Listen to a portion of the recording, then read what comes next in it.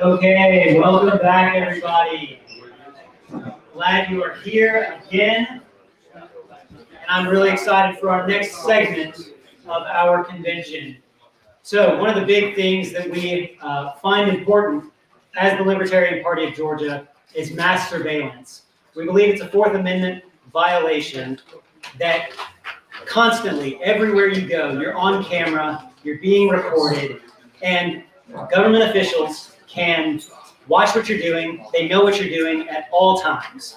And we find that objectionable. We find it horrible. Because we have a Fourth Amendment that we will not be searched and we will not have our property seized without a search warrant. But they're doing this on a constant basis. So what we have done in Georgia is we've started the Banish Big Brother project.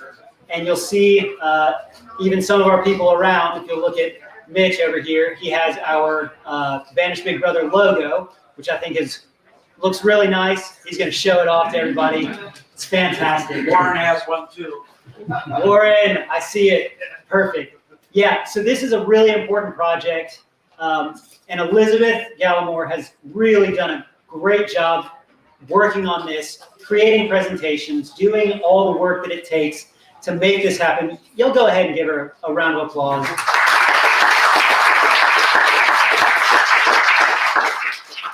Yes. Elizabeth is our executive director. She's been working hard for the past couple of years in the Libertarian Party of Georgia, doing all the behind-the-scenes work, doing the thankless jobs that no one sees, but really make this organization thrive. So we do appreciate what she's done, and I want her to tell us all about the Banish Big Brother project, what's going on, what we're doing to push back on these local governments that are watching us, that are surveilling us, that don't have a right to do that. And she's going to tell us more about how we can fight back against that. So y'all welcome Elizabeth Gallimore.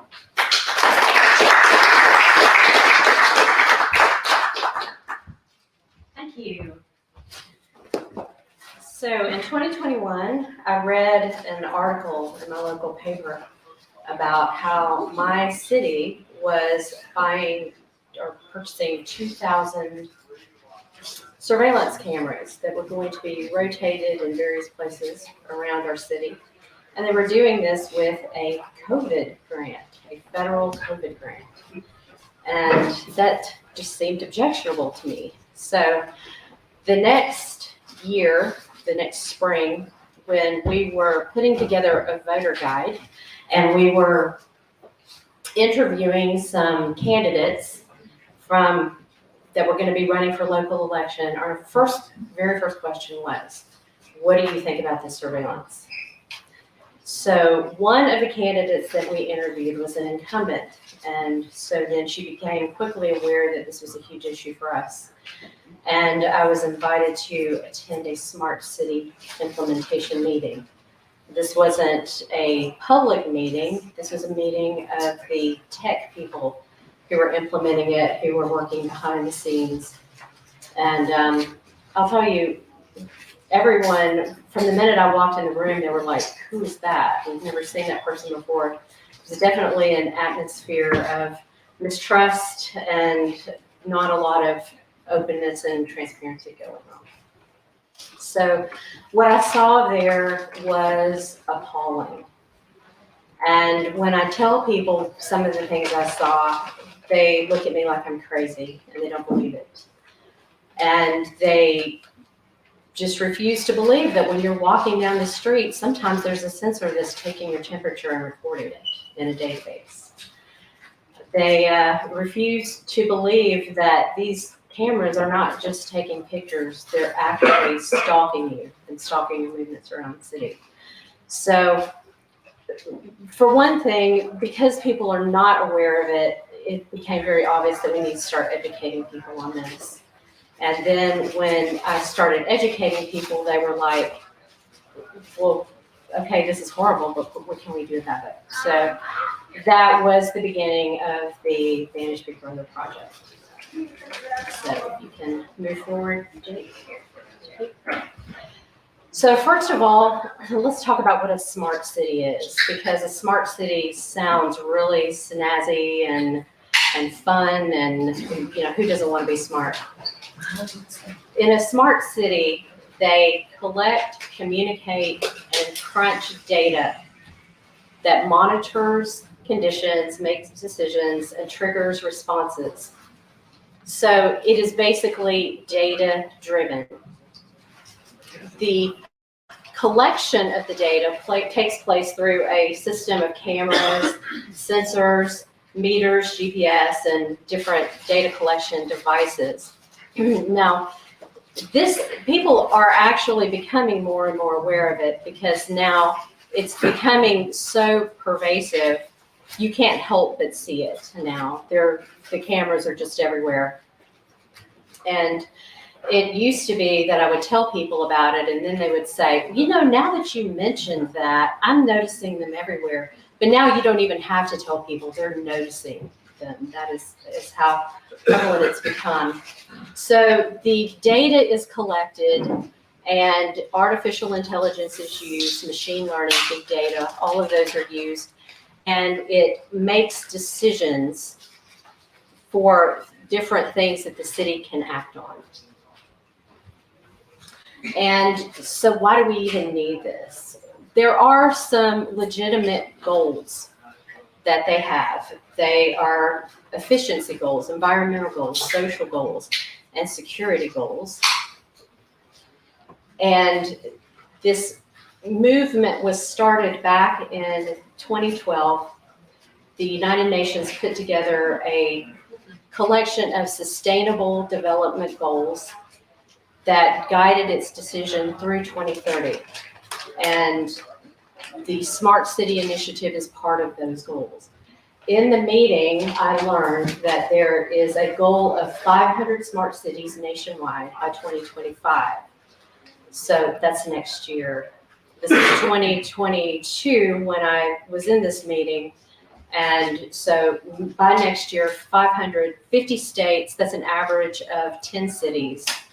Some states only have, 2 or 3. So you can do the math and see that every mid to large size city is slated to be a smart city. And the smart city is based on a concept of a digital twin. So every single aspect of the city is every building, every surface, every person, every car, everyone that you interact with, every object, every condition, all of these things are monitored and data is collected on those things. So digitally, everything that's going on in the city is represented. And there are different layers to this digital twin. The first 3 layers are the static layers. So the shape of the earth, the terrain, all of the different buildings, the infrastructure, everything that stays still is the first 3 layers. The dynamic layer, everything that moves around the city, people, movements, movement of goods throughout the city. The digital layer collects all the information from the first set of layers, and then the virtual layer takes that information and processes it to simulate real life events that are going on. So how is the data collected? There's a saying among the smart city proponents that what cannot be measured cannot be managed. So everything has to be measured. There are cameras, and the cameras are the things that people most readily see.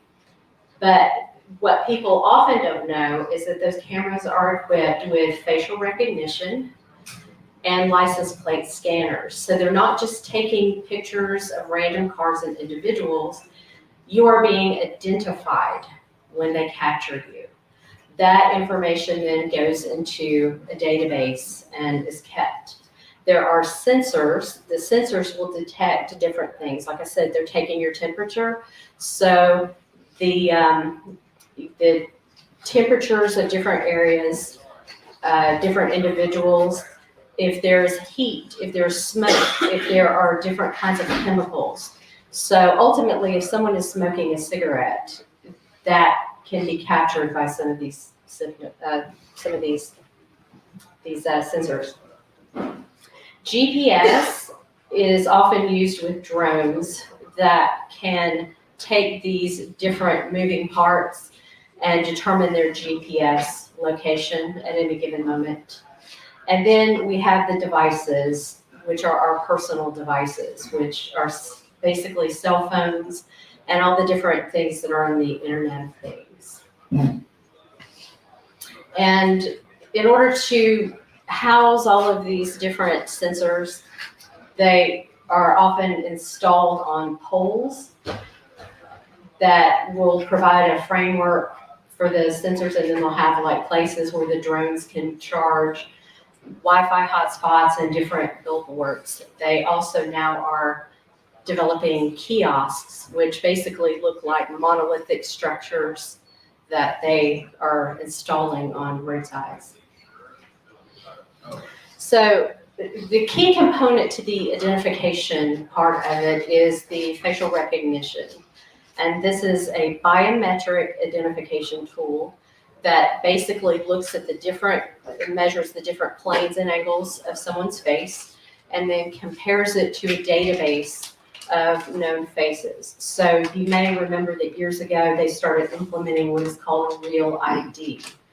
The Real ID has certain requirements as to what the photograph needs to look like. And so by using the database of driver's license photos, they can compare what they capture on facial recognition, because the Real ID program is a national program, even if you're not from the area, then they can compare it to that database and identify you immediately.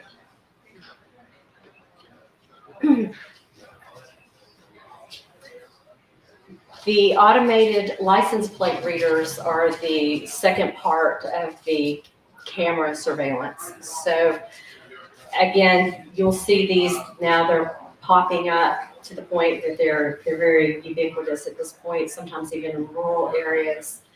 And they will capture the license plate of a vehicle as it drives past. You can see over there in the image how this is what will pop up if they try to reference at any particular point in time what that camera is capturing. And it will have the license plate, whether there's a warrant attached to that license plate. Some of the cameras in the UK now are being poised to where they can actually capture images of the passengers that are in the car. This is stored, all of the information is stored in a database for an indefinite period of time. And so what we have here are innocent, ordinary human beings going about their business who are having a very intimate portrait of their everyday life and their every move being permanently stored in government and corporate databases. So another aspect of this, and this is one that isn't quite tied in as closely at this point, but we're kind of moving in that direction, is the Internet of Things. So years ago, they started installing smart meters for electricity meters. Those meters get very detailed information about the different usage patterns. So if you are in your house, it can tell how many people are in your house. It can tell what rooms you use the most. It can tell what your schedule is, when you tend to be home, when you tend to not be home, based upon the patterns that it collects from the smart meter. And then we have the private sector also has a lot of information that they collect. And so, generally we say as libertarians, it's a private company. They can do what they want. That's a common thing that you hear. However, a lot of these private companies are now being tied in to the cloud that they collect the data. They're now giving the government access to the cloud. In many cases without a warrant. They just get to go in and have free reign on that information. So it's definitely starting to make the whole private government thing a little bit fuzzier. The public sector, public services such as education now are starting to use different AI tools and collection that it could be seen as potentially problematic.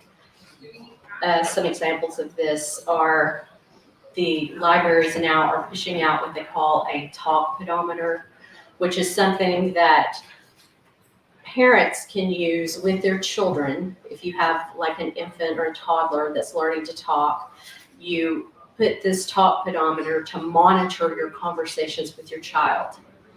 And then they will give you recommendations on how to talk to your child so that they will have better verbal skills and so forth. And you can look. I get from my local library, I get this all the time about, we have this, come and make an appointment to use it. And yeah, all of this information goes up into a cloud.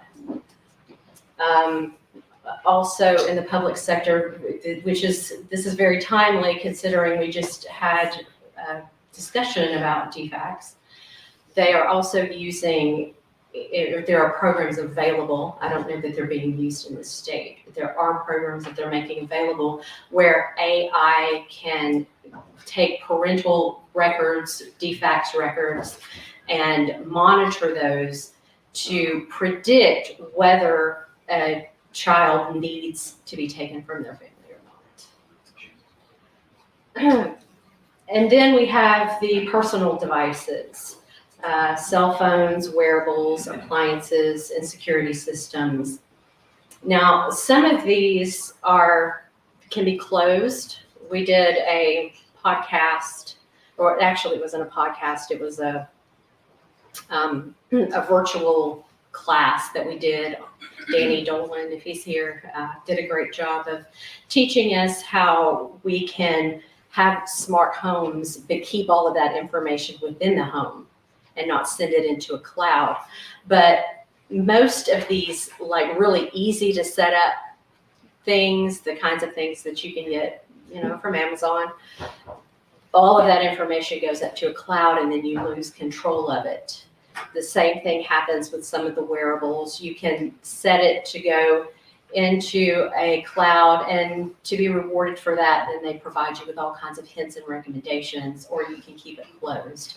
So just keep that in mind when you make those decisions. And of course, when you use your cell phone, who hasn't had a conversation in front of their cell phone and then 2 minutes later, you get an advertisement for that thing that you just talked about. So yeah, your phone's spying on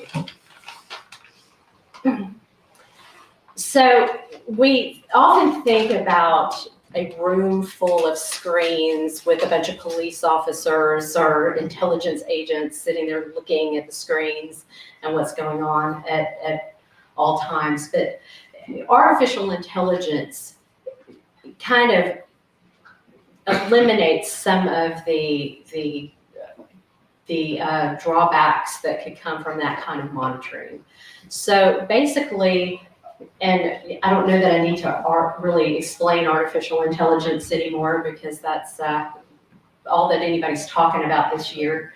But basically, you're taking human reasoning capabilities and applying it to computer systems. And so while a human being can look at just a certain number of screens, artificial intelligence can look at an infinite number of things. So the monitoring that can be done through artificial intelligence is much, much greater than what a bunch of individuals can do. And that's what powers all of this. And so basically the humans have a supporting role in a smart city. It is driven by AI. And it takes the various data and it interprets it in a number of ways, and then that data triggers automatic responses in the physical world. So some of the inferences that AI can make from this type of surveillance, it can track your eye movements. By tracking your eye movements, it can tell, of course, what you're looking at. Are you looking at the latest marketing campaign? Which marketing campaign do you like better than the other marketing campaign? Well, okay, whatever. But it can also infer sexual preferences. Well, if you live in a country like, where that is frowned upon, that could ultimately cause problems for you. The way that you open and close your eyes can tell them a number of things about you, how tired you are, what kind of mood you're in, what your reaction is to what you're looking at. If you are sending data from wearables up into a cloud, it can measure your breathing rate, your heart rate, your blood pressure. All of those things can tell people, just like a lie detector test, it can give information about what you're thinking and how you're feeling. And then the heat sensors that I mentioned before, one of the excuses that they needed as to why they need to measure people's temperatures was that all these people walking around in Georgia, they're in danger of heat stroke. So we have to constantly have their temperature so that when it gets too high, we can send an ambulance right away, which I have yet to see happen. But it can also say, the heat really spikes right here. What's going on here? Oh, there's a crowd. Maybe they're protesting. Maybe we need to send some police officers to see what's going on when this large crowd is gathering. And one of the reasons that I know that this is happening is because in that meeting, they showed an example of this. They showed an example of the heat. Look right here at this time on this date, the heat was spiking. That's where a George Floyd protest was taking place. So they automatically know where people are assembling. And all of this is going to be remotely tied. Well, it's remotely now, but we'll talk about it more later. But I want to introduce the concept now of the digital identity. A digital identity is a state or federal scheme to uniquely identify individuals. So that is done by biometrics, because a social security number isn't good enough. So your unique iris scan, your unique fingerprint, you can have your digital identity right on your phone. It creates all kinds of convenience for you because you can get in without passwords and things, but it also will allow law enforcement, government, anybody else to identify you and be rest assured that you are indeed that person. Ultimately, what this can do is marry a bunch of databases that are currently separate. So think about, you have a medical record database. You have a database of your education, your driving record, your employment record, all of these different databases. And you can have them all together in one convenient location tied to your digital identity. Currently, or when I put this presentation together, they were currently in use in 10 states. And we had pilot programs in 11 more states. Since then, Georgia has, I believe, definitely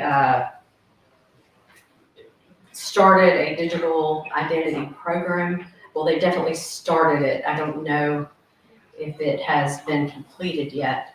And currently they are voluntary. So we will see how long voluntary lasts. So, like I said, smart, that sounds great. Who doesn't want to live in a smart city? Smart's a good thing, right? And they have a lot of different reasons why this is a good thing. The things that they use, the PR teams use to sell this to people. And these are the things you'll hear about. I like to call them carrots. It's convenient. There are so many features to a smart city that are going to make life easier. You're going to be able to find a parking space. Just pull up an app, find a parking space right away. It's going to be efficient. We're going to optimize and streamline city services. Lights are only going to come on when people are on the road.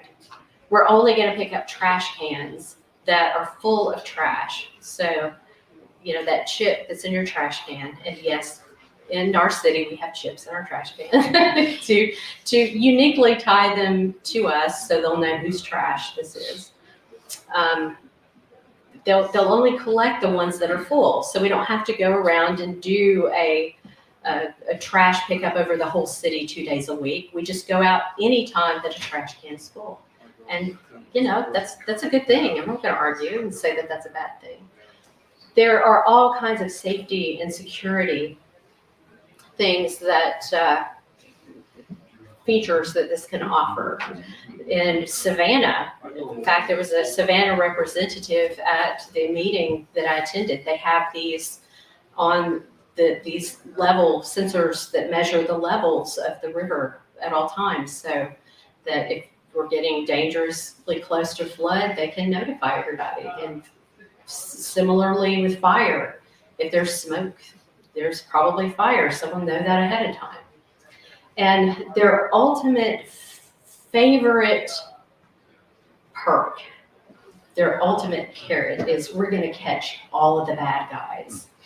This is the tool that we're going to use. You will no longer be subjected to crime because, you know, 20 seconds after you're murdered, we're going to have a police officer right there. So, you know, and I know that in my city, another thing that was going on was trash. We had this sudden dumping of trash in random places, which was very curious to me why someone would take their household trash out to a particular area and dump it when all they had to do was take it to the curb. But for some reason, people decided that they wanted to do that. And there were these huge piles of trash everywhere. The citizens were in an uproar. And our local council person was like, well, that's why we need these cameras. We will catch all of these trash dumping people. So I'm not saying anything nefarious is going on there because I don't know and I can't prove it. But yeah. So those are the things that they like to talk about. But what they don't like to talk about, I like to call the sticks. Those are some of the negative aspects of this. So one of the first things that people like to say is you have no expectation of privacy when you are in public. And that is true. If I go to a park and someone is there, I hate having my picture taken, but they can take my picture and they could put it somewhere. They could take a picture of your child. And there's really nothing you can do about that because you don't have an expectation of privacy. However, imagine that they see you at the park, then they follow you to the store, then they follow you home, they take pictures of you everywhere you go, They write all of this down to enter in a database later. They use it to infer different patterns about what you do.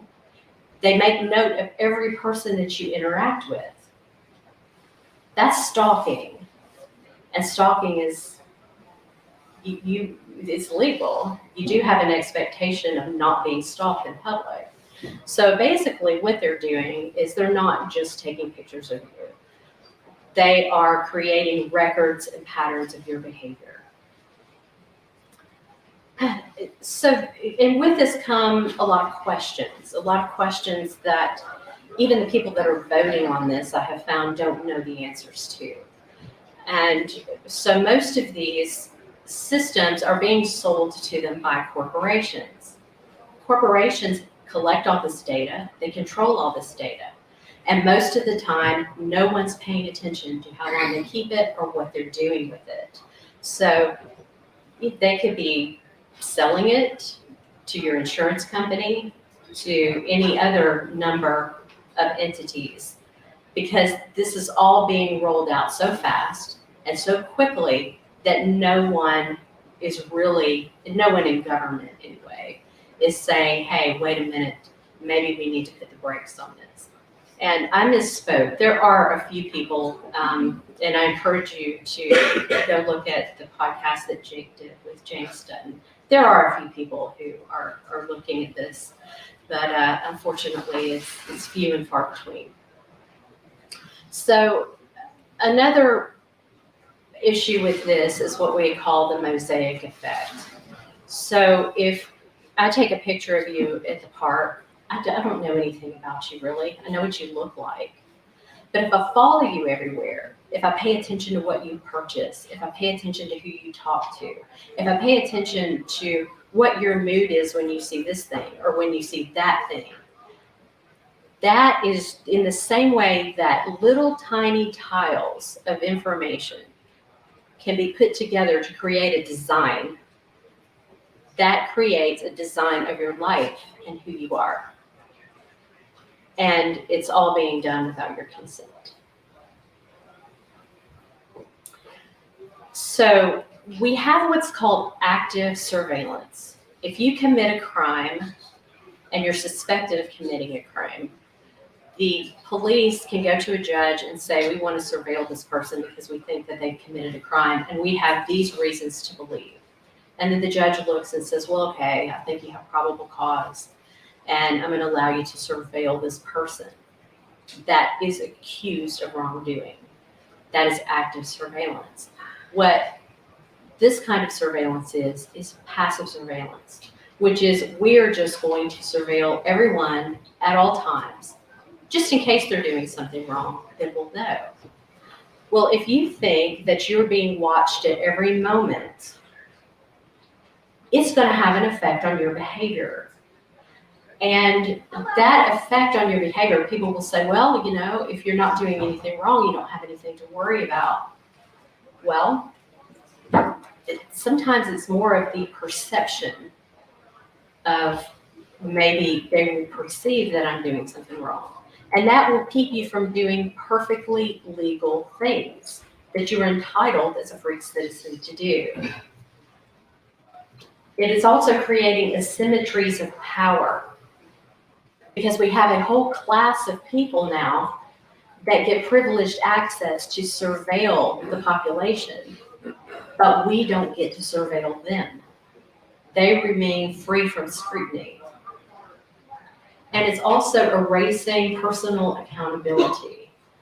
So if you have a defects case and a social worker makes a decision, they have to be able to articulate, this is why I made this decision.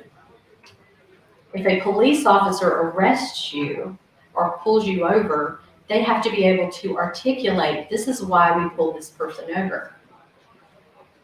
Where we are going with this, they will no longer have to do that. It will be, well, because this is what the data said to do. And they may not even know why they're doing it, other than it's what data is telling them to do. So a lot of this we can see from past experiences has already been abused. We don't have to speculate that it will be abused because it already has. And license plate readers have already been used to target people who visit sensitive places such as health centers, such as gun shops, union halls, protests, centers of religious worship. There was a case in Virginia where they sent license plate scanners to an Obama rally and one to a Palin rally to keep track of who attended which one.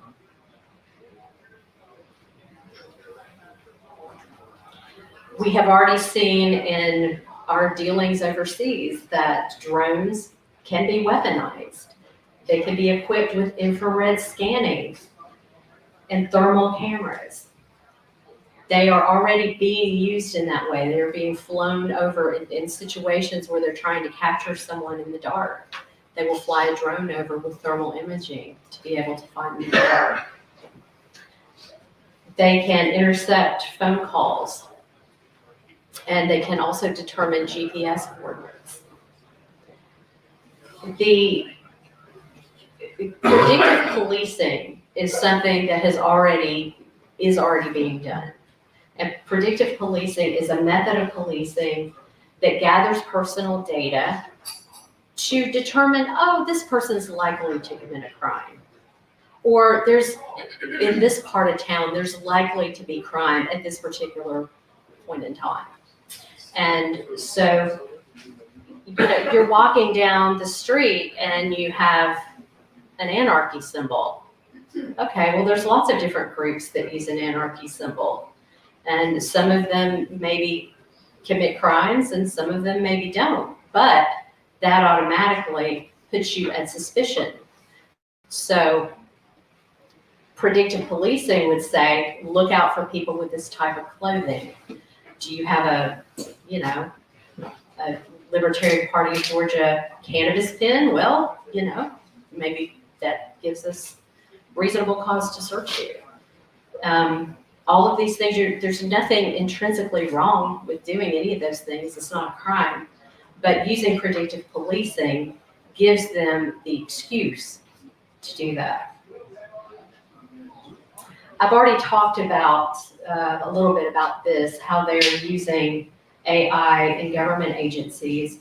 They're also using it in schools. So the public education systems, to identify children when charging them for their meals, they have technology that can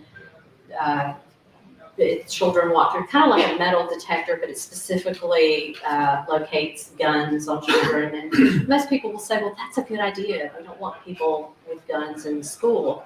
But you do have to consider that it is acclimating children to be okay with being surveilled. So another thing that they're doing, like in classrooms, is monitoring children's mood. We don't want children to be bored. So we can monitor them, we can tell when they're bored, and then we can provide suggestions to teachers to engage students more. Well, anyone that has ever had a child that is considered a problem child knows how these things could potentially be used in the future. And they also have these different games now that what they consider children with different learning disabilities or social disabilities. They get them to play these games, and then they make inferences from these games about what problems they may have, like sharing or with their interactions with other people, so they can target, okay, these children might be likely to be aggressive in the future. And we have real world examples of geofencing. Anybody that takes a EBT card to buy groceries, they limit what you can and can't purchase with those. The places where you can enter or not enter sometimes can be controlled with a chip card or biometrics. All of those things are being used. And they're not always used in ways that are a problem, but we need to recognize how these things could potentially be used by government in ways that could be problematic. So I always say, if you want the government to do something for you, you need to ask yourself 3 questions, consider 3 things. First, what do you want the government to do for you? Do you want the government to keep you safe? Do you want the government to provide you with health care? And then you need to ask yourself, what powers do you have to give the government in order to make that happen? So if you want them to keep you safe, do they need to surveil you at all times? Do they need to take over the health care? We need centralized health care provision. Then you ask yourself, okay, if the government controls these services, if they have these powers, what will that power look like in the hands of the worst possible government? And of course, that can mean a tyrannical government, but it also could just mean an incredibly inefficient government. If the government's providing you health care and they're really inefficient, then you're not going to get really good health care. How many potholes do we have in our roads? I'm sure that you can make a list of any number of things that the government is doing inefficiently. So if the government is that's an inefficient government, but then think about what would that look like in the hands of a tyrannical government. And we already have lots of examples of that as well. So in Australia, a facial recognition software was used to enforce the lockdowns there. And I don't know how many of you were paying attention to what was happening in Australia in 2020, but they had some of the most strict lockdowns there. And yeah, people were not allowed out of their homes, but like for 20 minutes twice a day, whatever, very, very strict. And people were actually getting tackled and taken away to, what do they call them? FEMA camps. Yeah, well, I didn't want to use that word, but quarantine camps where, if you are buying groceries and it's outside of your time, then you have to do this. So if you know that they're paying attention to where you are, if you have a cell phone and they can monitor where you are and what you're doing with your cell phone, people say, well, I'll just leave that cell phone at home. If you're an older person, it's like I've spent a good part of my life without a cell phone. I just won't take it with me. Well, we can't have that. So what they did is they pushed out a trial run of a software that would randomly send out requests to different cell phones, and you had to take a picture of yourself and send it to them to prove that you were where your cell phone was. And social credit scores, that's something now that has become almost cliche, people talking about social credit scores.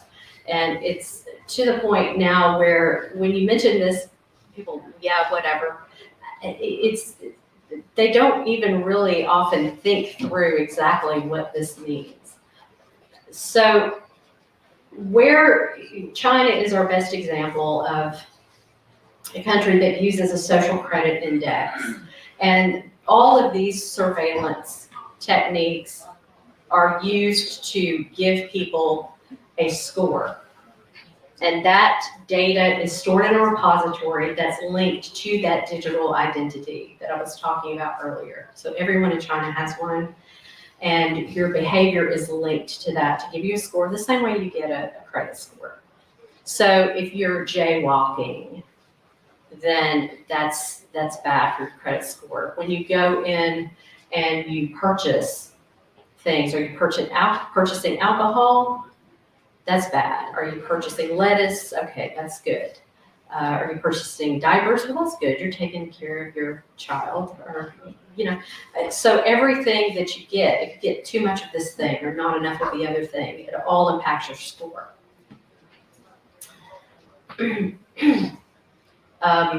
And also like things like video games and television shows.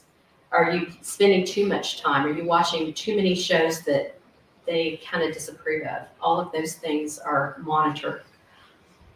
So they will reward you. They will give you carrots. You get coupons for Starbucks and all kinds of wonderful corporate things if you're a good boy or girl. And if you're not, then punishments are meted out. So some people who, if you're really, really naughty, maybe you can't take the bullet train. Maybe you don't get good housing. Maybe your child doesn't get to go to a good school. So these warnings, they just happen. You don't know what you did to make it happen. It just happens to you. You go to get something and you can't get it. You don't know why, and there's no recourse to find out. So this journalist, the one sitting in front of the waterfall, his name is Leo Hu, and he's an award-winning journalist. And he exposed a great deal of corruption that was going on in China. As a result, he couldn't travel anywhere. He would go to take the train. His payment was denied. All kinds of different things that he could no longer do. And there, like I said, there was no one to complain to or ask questions or even to know what to do to make the situation better. You may remember that in 2021, there was a military coup in Myanmar. And during this coup, there were people that, before the coup happened, had been very critical of the military and did perfectly legal things like protest the military. Well, after the coup, those people were tracked down using the very same technologies that are in China, the very same technologies that they're renting in our cities. They were located, they were expected. And we have heard, I'm sure, a lot about 15-minute cities, which on the surface seem like a really good idea. Who doesn't want to live within 15 minutes walking distance of everything that you could possibly need? So, yeah, but that's not necessarily a bad thing. But in Oxford, they are tying that to license plate readers where you can only leave your zone. You can only drive out of your zone 100 times a year. If you go beyond that, then you're penalized. You're cited. So what we're creating here basically is a network of eyes that are everywhere. Millions of private security devices are storing data in cloud. All of the Ring doorbells, all of these things that should be private are being made accessible to governments. We have more cameras per capita in the US than China, and UK is in third place, and we are quickly approaching a situation where there will be more cameras than human beings. And a lot of these cameras are on things like, the new car that you buy.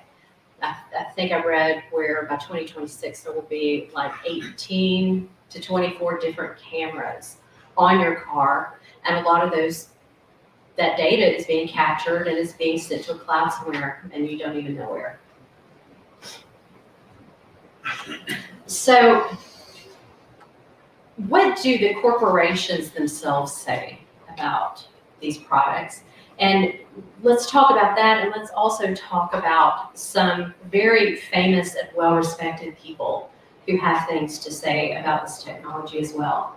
So the IBM Urban Initiative, and this all comes from their documentation, at least this is what their documentation said at the time of this creation of this presentation. It helps decision makers anticipate problems and manage growth in a sustainable way that minimizes disruptions. Later on, it stated that it helps cities to decide which streets will require the most troops. So what are disruptions? What disruptions are they talking about? Well, my speculation is that we are the disruptions. And, again, that's speculation. But Siemens, we will have perfect knowledge of users' habits and energy consumption and provide optimum service.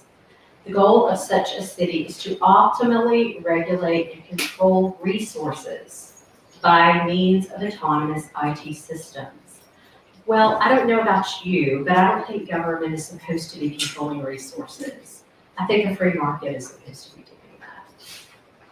Living Planet, a complete picture of building state usage and operations continually maintained, allowing constant optimization of energy, resources, environment, and occupant support and convenience systems. So notice, you can read in little words and you can kind of determine what they think of you. We're not citizens, we're not human beings, we're occupants. So, their true thoughts and emotions often come out in language like this. So I'm sure that you have heard of Yuval Harari, who is a big proponent of AI and a big proponent of government use of AI. But even he sends out the warning signals in what he calls his hacking humans, which is B times C times D equals A. So you take the biological knowledge, which are your biometric identification, the heartbeat, the respiratory rates, the expressions on your face, all of that, and then you add that with data and computing power, and you come up with what he calls the ability to hack humans, where basically they know you better than you know your own self. And they imagine the manipulation that can take place when you use this kind of information. He calls it a digital dictatorship. So an example that he uses is, suppose that you are in North Korea, and suppose the great leader gives a speech, and you're like, yay, and you're clapping, and oh, you're so pleased at what he just said. Well, if you're forced to wear a biometric bracelet, and that bracelet is registering your heartbeat, your respiratory rate, all of those things, it doesn't matter what face you put on or how happy you try to act, they're gonna know what you really feel. And like he said, you'll be in the gulag tomorrow. Ken Roth, who is the former executive director of Human Rights Watch, a highly respected organization, says this is a dictator's dream. You can control your people without even imprisoning them. Why not? We see where we're going, and it is up to us whether we're going to prevent us from getting there. So, this isn't just crazy people. This isn't just conspiracy theorists out there warning people about this. These are well-respected people who are trying to tell us that we need to pay attention to this and we need to get a handle on it. So years ago, Frank Church, he saw this coming. They did an investigation into some things that were going on with intelligence, and he gave an interview. And there is a long, I'm not going to read this whole thing, but he tells us there will be no way to fight back because the most careful effort that we make to combine together to resist, the government is going to know. If they are in your house listening to your conversations, they're going to know. I know the capacity that there is to make tyranny total in America, and we must see to it that all agencies that possess this technology operate within the law and under proper supervision. I don't know about you, but I don't trust the government to operate within the law, and I don't trust the government to supervise itself. If we cross over the abyss, that's the abyss from which there is no return. Now, in Georgia, fortunately, we do have law that is on our side, and that is a ruling that was made in the Supreme Court, and this is an ancient case from the early 1900s, and it involved a private company and an individual. But there was a very broad ruling made in this case, and that is that the right to privacy is embodied within natural law, and it is embraced within the absolute rights of personal security and personal liberty. The one exception to this right is that a holder of public office subjects his life at all times to closest scrutiny in order that it may be determined whether the rights of the public are safe in his hands. So basically what this is saying is the government cannot surveil us, but we can surveil the government. So what we have right now is a situation that is rather upside down. So at this point, when you get all of this information, you have to reflect, and there's some questions that I would like for you to consider. What do you value more? Safety at all costs, convenience, efficiency, or human freedom? How much freedom are we willing to surrender for convenience and efficiency? And what personal sacrifices are we willing to make to keep the world free for future generations? Because liberty is not something that you just have and that you just keep. It's something that you have to work for. It's something that you have to struggle for. It's something that you have to hold people accountable for if you want to have that. So we need to start drawing some lines in the sand. And one of those being that individuals own their personal data, government and corporations don't. I have a Winn-Dixie card that gives them permission to register my purchases, and then they can give me offers of things that they think that I would like. And when I do that, I am consenting to give them that information. We're not consenting when we walk around. Our data is valuable, and they're collecting our valuable data without our consent, and they're not giving us anything in return other than promises. These asymmetries of power are unacceptable. Surveillance of the government should always be greater than surveillance of the citizens. Technology and data should only be used to help, not hurt, and people must always be able to escape tyranny. And I like to talk about Harriet Tubman here, who rescued so many people from slavery through the Underground Railroad in a smart city. You can't do that. You can't do that because they know everything that you're doing. So we need to educate ourselves, because the question people always ask is, okay, this is horrible, well, what do I do? First thing we have to do is people have to know. They have to know that this is going on. They have to know the extent to what it is going on. We have to avoid the dangers to human liberty by depriving them of data. And maybe you can't do everything. Maybe there are some things where it's just going to be unavoidable. Your data is going to go into a cloud, but there are some things you can do. You can change out that Ring doorbell for one of those that you control the data. You can, maybe instead of using that bracelet to monitor your respiration and stuff, just, but 2-3 years ago, we took our own pulse. Maybe you're not willing to make that sacrifice, but maybe there are other areas in which you can. Any way that we can keep them from getting complete data sets is helpful. We need to resist the growth of digital surveillance by speaking up and coming together in our communities and mobilizing and speaking out against it. And we need to foster a cultural mindset that values privacy and freedom.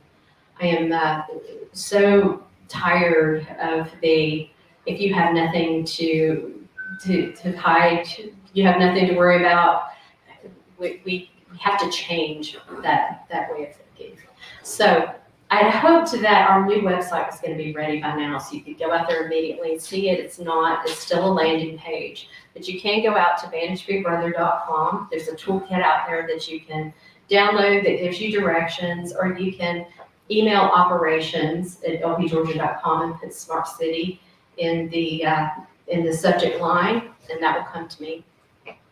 And very soon, we are going to have a proper, fully functioning website up that will tell you how you can take action, help you to work together in your affiliate and your community, and try to turn this around.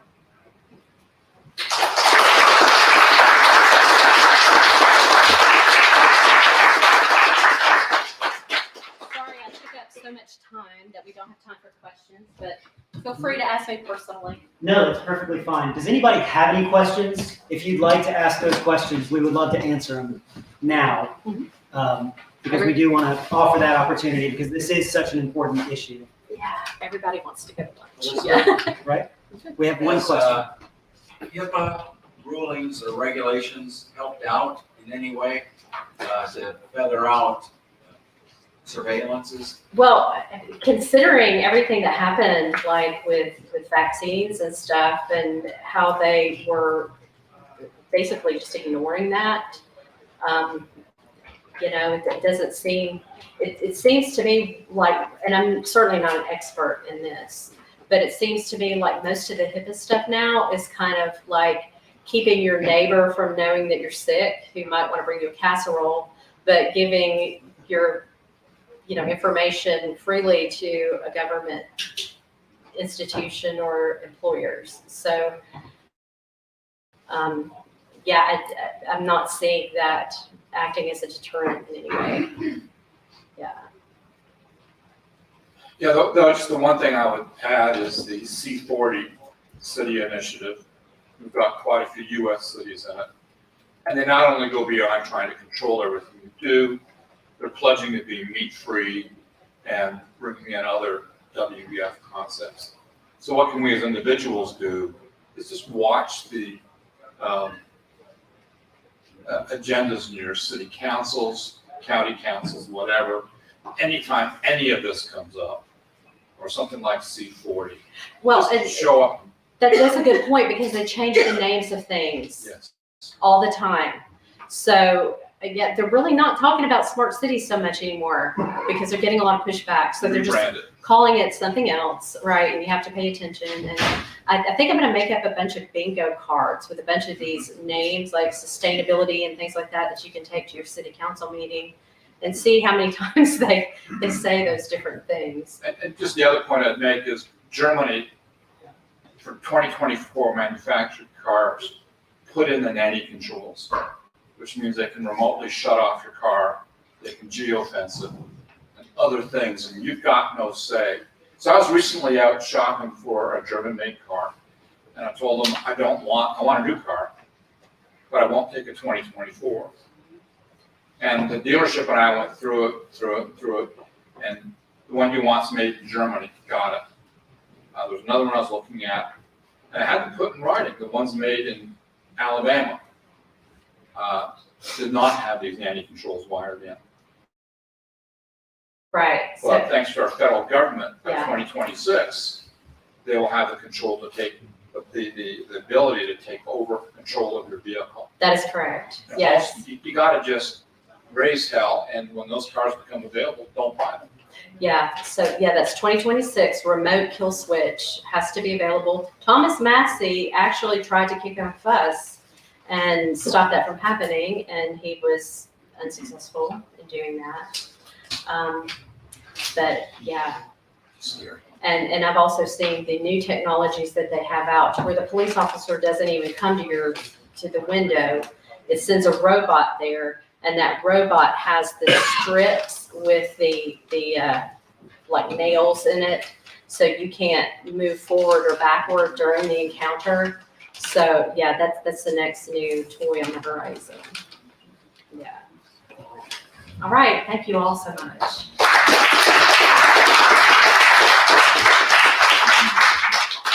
Awesome. Thank you so much, Elizabeth. Again, this is an important initiative. Our freedoms are at stake.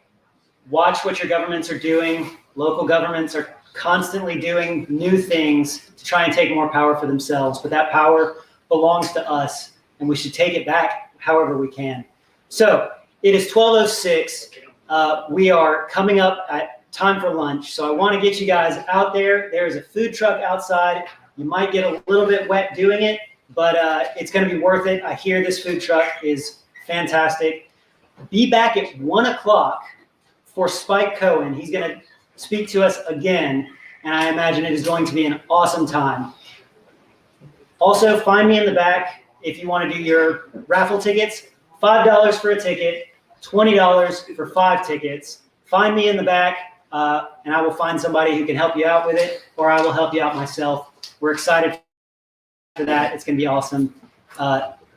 Anything else? Again, I'm available for you. You guys are dismissed. Have a great lunch. We'll see you back at 1 o'clock. Be in your seats and ready